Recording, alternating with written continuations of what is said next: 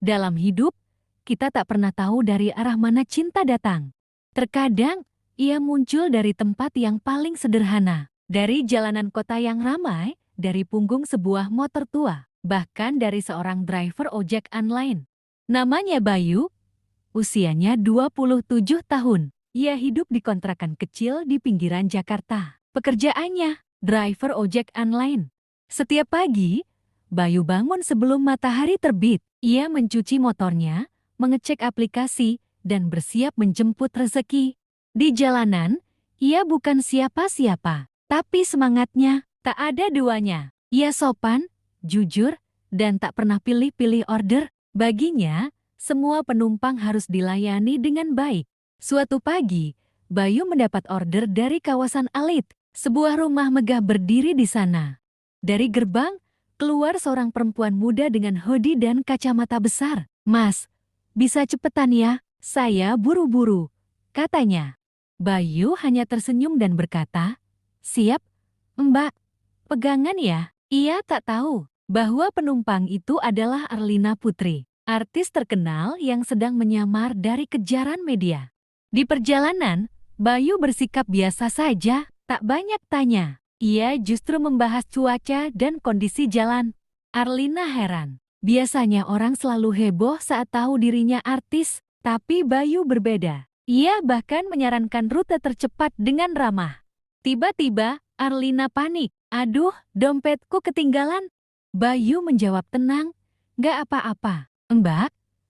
Kalau rezeki saya hari ini bukan dari sini, mungkin dari yang lain."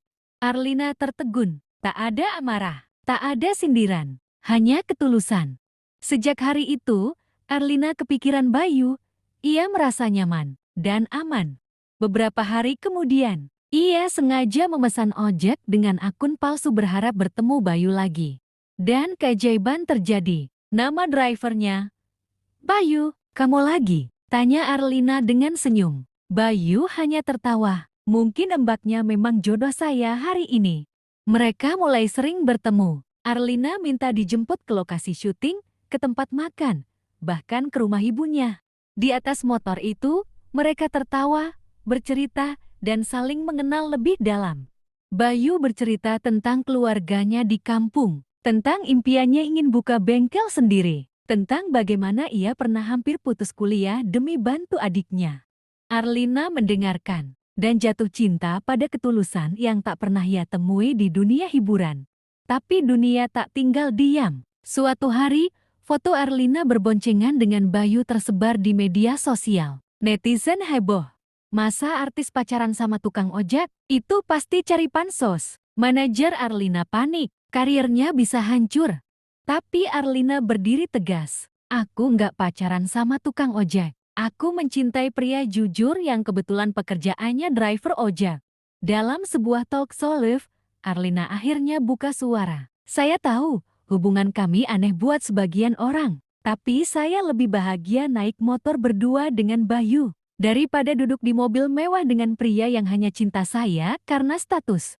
Beberapa hari kemudian, Bayu diundang ke acara yang sama. Ia gugup, mengenakan kemeja pinjaman dari tetangganya. Di depan kamera, ia berkata, "Saya nggak punya banyak, tapi saya punya hati. Dan saya janji, saya akan jaga Mbak Arlina dengan segenap yang saya bisa." Studio pun hening, lalu bergemuruh dengan tepuk tangan. Di malam ulang tahun Arlina, Bayu datang membawa bunga dan sebuah cincin kecil. "Aku tahu kamu bisa dapat yang lebih dari aku, tapi aku janji, hidup bersamaku mungkin sederhana, tapi kamu akan selalu dicintai." Arlina meneteskan air mata. "Yes, a thousand times yes." Mereka menikah dalam acara sederhana di taman belakang rumah ibunda Arlina. Tak banyak undangan, hanya keluarga dan sahabat dekat. Arlina mengenakan gaun putih sederhana. Bayu memakai jas dan senyum yang tak bisa berhenti.